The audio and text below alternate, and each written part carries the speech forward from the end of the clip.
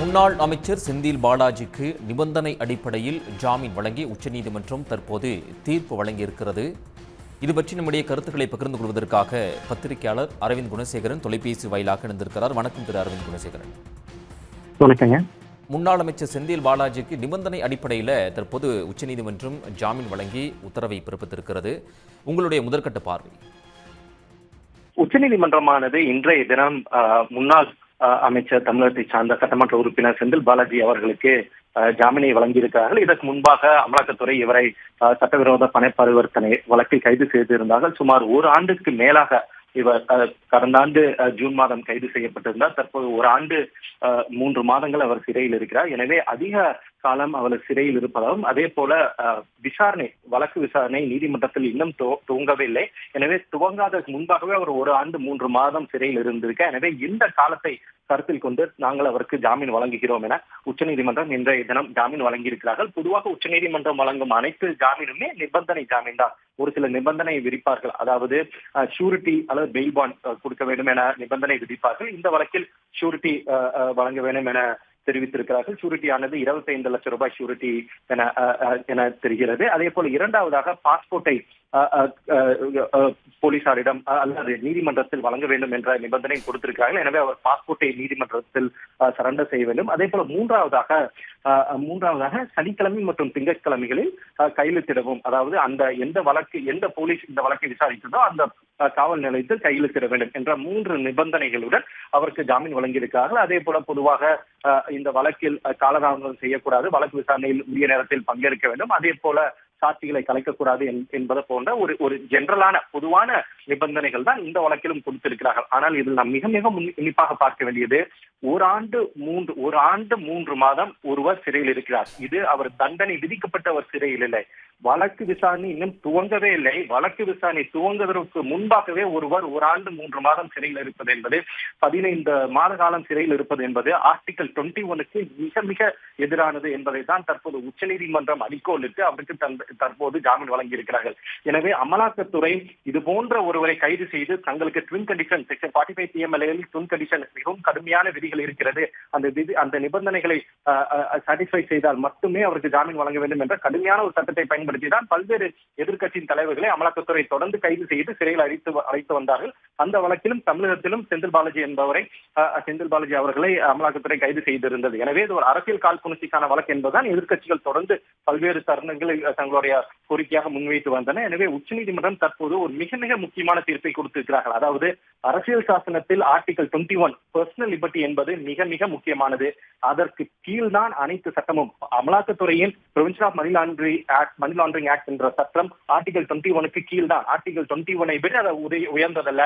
எனவே தண்டனை வழங்குவதற்கு முன்பாகவே ஒருவர் ஒரு ஆண்டு 3 மாதம் சிறையில் இருப்பது என்பது அரசியல் சாசனத்துக்கு எதிரானது என்பதை மட்டுமே அடிக்கோலிட்டு தற்போது உச்சநீதிமன்றம் ஜாமீன் வழங்கியிருக்கிறது. இந்த நிபந்தனை என்பது பொதுவான நிபந்தனை தான். இது ஒரு அதிகப்படியான நிபந்தனை இல்லை. டெல்லி முதலமைச்சராக இருந்த அரவிந்த் கெஜ்ரிவாலுக்கு கொடுக்கப்பட்ட நிபந்தனையானது சற்று கடுமையான நிபந்தனை. அதனை கம்பேர் செய்யும் போது இது பொதுவான நிபந்தனையாகத்தான் பார்க்கப்படுகிறது. அரவிந்த் குணசேகரன், வழக்கு விசாரணையை அமலாக்கத்துறை தாமதப்படுத்தினதுதான் இதற்கு முதன்மை காரணமா நம்ம புரிஞ்சுக்கலாமா? 471 நாட்களாக அவர் சிறையில் அடைக்கப்பட்டு இருந்தார் இல்லையா?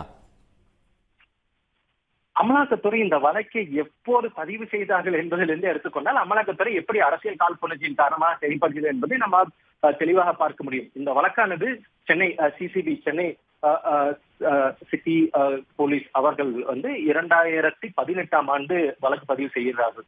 3 வருடம் அமலாக்கத்துறை எதையும் பண்ணவில்லை. 2018ஆம் ஆண்டு இந்த வழக்கு தமிழக போலீசாரால் பதியப்பட்டது. 2021 ஜூலை மாதம் இந்த வழக்கை அமலாக்கத்துறை பதிவு செய்கிறது. அதாவது 3 ஆண்டுகள் கழித்து போலீஸ் வழக்கு பதிவு செய்து 3 ஆண்டுகள் கழித்து, அதுவும் திமுக தலைமையிலான ஆட்சி தமிழகத்தில் ஆட்சி பொறுப்பேற்ற பிறகு 2021ஆம் ஆண்டு ஜூலை மாதம் அமலாக்கத்துறை வழக்கு பதிவு செய்கிறது. ஏன் இந்த 3 ஆண்டுகால அவர்கள் வழக்கு பதிவு செய்யவில்லை? ஏன் திமுக ஆட்சி பொறுப்பேற்ற பிறகு இந்த வழக்கை அடுத்த ஒரே மாதத்தில் இந்த வழக்கை பதிவு செய்கிறார்கள்? இவருக்கு எதிரான வழக்கு மட்டும் கிடையாது. இது போல திமுக அமைச்சர்கள் ஒரு சிலருக்கு எதிராக அமலாக்கத்துறை வழக்கு பதிவு செய்திருந்தார்கள். எனவே திமுக ஆட்சிக்கு வந்த பிறகுதான் 2021 அமலாக்கத்துறை இந்த வழக்கை கையில் எடுக்கிறது. எனவே அமலாக்கத்துறை நாங்கள் போனபைடாக இந்த வழக்கை விசாரித்தோம், இந்த வழக்கில் ஒரு தவறு நடந்திருக்கிறது, எனவே ஒரு போனபைடாக இதில் ஒரு குற்றத்தை, ஒரு சட்டவிரோத பண பரிவர்த்தனையை நாங்கள் தடுப்பதற்காக வழக்கு பதிவு செய்யணும் என்று அவர்களுடைய சொன்னால் அது எவ்வளவு அப்பட்டமானது என்றால் 3 ஆண்டுகள் பின்னே அவர்கள் வழக்கு பதிவு செய்யவில்லை. 2018ஆம் ஆண்டே செய்யப்பட்ட வழக்கை அவர்கள் பதிவு செய்யவில்லை என்ற கேள்வி எழும். அதே போல இரண்டாவதாக உச்சநீதிமன்ற தீர்ப்பை தொடர்ந்து கடந்த ஆண்டு ஜூன் மாதம் அவர் கைது செய்யப்படுகிறார். ஜூன் மாதம் கைது செய்யப்பட்ட பிறகு பொதுவாக ஒருவர் கைது செய்யப்பட்ட தேதியிலிருந்து 15 நாட்களுக்குள்ளாக தான் ஒருவரை காவலில் எடுத்து விசாரிக்க முடியும். ஆனால் இந்த வழக்கில் பல்வேறு வினோதங்கள் நடைபெற்றிருக்கிறது. இந்த வழக்கு ஒரு டெக்ஸ்ட் புக் கேஸ். ஒரு வழக்கை ஒரு கிரிமினல் இன்வெஸ்டிகேஷன் ஏஜென்சி ஒரு வழக்கை எப்படி விசாரிக்க கூடாது, எப்படி கையாளக்கூடாது என்பதற்கு இது ஒரு மிக மிக ஒரு டெக்ஸ்ட் புக், ஒரு கிளாசிக் எக்ஸாம்பிளான ஒரு கேஸ். பல்வேறு சட்ட விதிகள் இந்த வழக்கில் மீறப்பட்டிருக்கின்றன. அனைத்தும் மீறப்பட்டு இவர் எப்படியாவது இவரை நடைபெற்ற நாடாளுமன்ற தேர்தலில் இவர் வெளியே வந்துவிடக் கூடாது என்பதற்கு மட்டுமே மையமாக கொண்டு மத்திய அரசு முழுமையாக சொலிசிட்டர் ஜெனரல் அரவிந்த் கெஜ்ரிவால், டெல்லி முதலமைச்சராக இருந்த அரவிந்த் கெஜ்ரிவாலுக்கு கூட சொலிசிட்டர் ஜெனரல் வந்து ஆஜராகவில்லை. ஆனால் செந்தில் பாலாஜிக்கு ஜாமீன் கிடைக்கக்கூடாது என்பதற்காக சொலிசிட்டர் ஜெனரல் இந்த வழக்கில் அப்பீரானார். வழக்கில் வாதாடினார். உச்சநீதிமன்றமே ஒரு கேள்வியை முன்வைத்தது அந்த வழக்கு விசாரணையின் போது மத்திய அமலாக்கத்துறையை பார்த்து, நீங்கள் அரவிந்த் கெஜ்ரிவால், மனு சிசோடியா போன்றவர்களுக்கு கூட இவ்வளவு எதிர்க்கவில்லை, ஆனால் இவருடைய ஜாமீனுக்கு நீங்கள் ஏன் இவ்வளவு எதிர்க்கிறீர்கள் என்பது எங்களுக்கு புரியவில்லை என்ற கருத்தையும் உச்சநீதிமன்றம் வழக்கு விசாரணையின் போது முன்வைத்திருந்தது. அதே போல இந்த வழக்கு விசாரணையில் தாமதம் ஆகிறது என்பது செந்தில் பாலாஜி மீது முன்வைக்கப்படும் குற்றச்சாட்டு அல்ல. வழக்கு பதிவு செய்ததே அமலாக்கத்துறை தாமதமாக தான் வழக்கு பதிவு செய்தது.